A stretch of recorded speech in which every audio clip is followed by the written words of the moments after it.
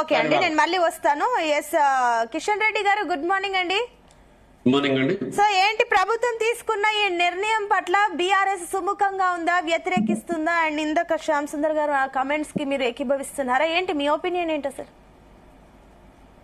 ఇప్పుడు మనం తెలంగాణ రాష్ట్రం తెచ్చుకుందే పరిపాలన వికేంద్రీకరణ జరగాలనేది ముఖ్య ఉద్దేశం. తెలంగాణ రాష్ట్రం అంటేనే పరిపాలన సామాన్య ప్రజల వరకు అందాలనేది ముఖ్య ఉద్దేశం ఈ రాష్ట్రం ఏర్పడడంలో కూడా. అయితే ఇప్పుడు గత 10 సంవత్సరాల నుంచి కూడా తెలంగాణలో 10 జిల్లాలు 11 జిల్లాలు ఉన్న రాష్ట్రాన్ని ఈరోజు 33 జిల్లాలు ఎందుకు చేసుకున్నాము? పరిపాలన సౌలభ్యం కోసమే చేసుకున్నాం. కొత్త మండలాలు కానీ కొత్త జిల్లాలు కానీ తండాలను గ్రామ పంచాయతీలు చేయడం కూడా గత బీఆర్ఎస్ ప్రభుత్వం ప్రజల వద్దకు పాలన అందే విధంగా, ప్రజలకు పాలనా సౌలభ్యం జిల్లా హెడ్ క్వార్టర్స్ దగ్గర ఉండే విధంగా రాష్ట్ర ప్రభుత్వం నిర్ణయం తీసుకుంది. ఈరోజు అప్పుడున్న గ్రామాలను కూడా హైదరాబాద్ ఏరియాలో ఓఆర్ఆర్ పరిధులు ఉన్నాయి, ఓఆర్ఆర్ అవుటర్ ఉన్న ఏరియాలను కూడా కొన్నిటిని మున్సిపాలిటీలు చేయడం జరిగింది. గ్రామాలను మున్సిపాలిటీలు ఎందుకంటే అర్బనైజేషన్ అవుతుంది కనుక మున్సిపాలిటీలను చేయడం జరిగింది. ఆ ప్రాంతంలో ఉన్న మున్సిపాలిటీలు ఉదాహరణ ఉప్పల్ కావచ్చు, కొన్ని మేడిపల్లి కావచ్చు, ఆ ఏరియాలలో ఉన్న మున్సిపాలిటీలను అక్కడ పాలనా సౌలభ్యం కోసం చేసిండ్రు తప్ప ప్రజలకు అందుబాటులో ఉండాలి అర్బనైజేషన్ అనే విధంగా ఉన్నది తప్ప ఈ రోజు మొత్తం జిహెచ్ఎంసీ పరిధిలోకి తీసుకురావడం అంటే ప్రజలకు పాలనను దూరం చేయడమే తప్ప ఇంకొకటి కాదు. ఆల్రెడీ జిహెచ్ఎంసీలో ఉన్న సమస్యలనే ఇప్పుడున్న సమస్యలను పూర్తి స్థాయిలో జిహెచ్ఎంసీ అటెండ్ చేయలేకపోతుంది. డ్రైనేజ్ కానీ, రోడ్లు కానీ, ప్రజలకు సౌకర్యాలు కానీ, మంచినీటి వసతులు కానీ, పెద్ద ఏరియా పెద్దదైపోయేసరికి కూడా జిహెచ్ఎంసీ కంట్రోల్ పూర్తి స్థాయిలో లేకుండా స్పష్టంగా కనిపిస్తా ఉంది హైదరాబాద్ జిహెచ్ఎంసీ పరిధిలో. అలాంటిది మిగతా ఓఆర్ఆర్ మొత్తం సరౌండింగ్స్ మొత్తం హైదరాబాద్ పరిధిలోకి తీసుకురావడం అంటే ఇది ఏదో రియల్ ఎస్టేట్ దందా చేసేటోళ్లకు లేదా ప్రభుత్వం ఉన్న పెద్దలకు రియల్ ఎస్టేట్ ఛార్జీలో ఏదైనా బ్రోకరేజ్ వస్తుందని చేస్తున్నట్టే స్పష్టంగా అనిపిస్తుంది తప్ప ఇది హైదరాబాద్ ప్రజలకు ఉపయోగపడే విధంగా లేదు. పాలనా వికేంద్రీకరణ జరిగితేనే, చిన్న చిన్న క్లస్టర్ ఉంటేనే ప్రజలకు పాలన సౌలభ్యం ఉంటది. ఈ రాష్ట్ర ముఖ్యమంత్రి స్వయంగా రియల్ ఎస్టేట్ ఏజెంట్ గనక, ఈ వ్యాపారి గనక ఆయనకు రియల్ ఎస్టేట్ కోణాలని అవపిస్తా ఉన్నట్టుంది కానీ ప్రజల సౌలభ్యంగా కనిపిస్తలేదు.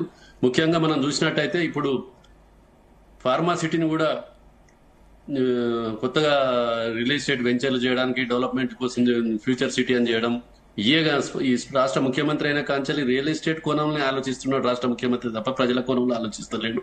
వాళ్ళకి ఎవరు సలహా ఇస్తున్నారో కానీ ఇది ప్రజలకు, రానున్న ప్రజలకు చాలా ఇబ్బంది కలుగుతుంది. మేము బీఆర్ఎస్ పార్టీ తరఫున కూడా స్పష్టంగా వ్యతిరేకిస్తున్నాం.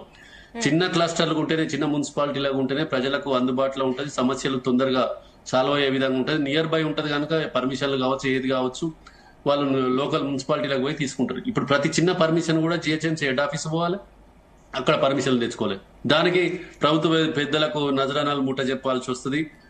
అవన్నీ వస్తాయి, ప్రభుత్వానికి ఖజానా వస్తుంది, పెద్దలకు ప్రతి అపార్ట్మెంట్ కట్టినా ఏది కట్టినా ఛార్జెస్ వస్తాయనే విధంగా ఇది కనిపిస్తా ఉన్నది తప్ప ఇది స్పష్టంగా ప్రజలకు ఉపయోగపడే విధంగా మాత్రం ఈ ప్రభుత్వ నిర్ణయం, కాంగ్రెస్ ప్రభుత్వ నిర్ణయం కనిపిస్తలేదు.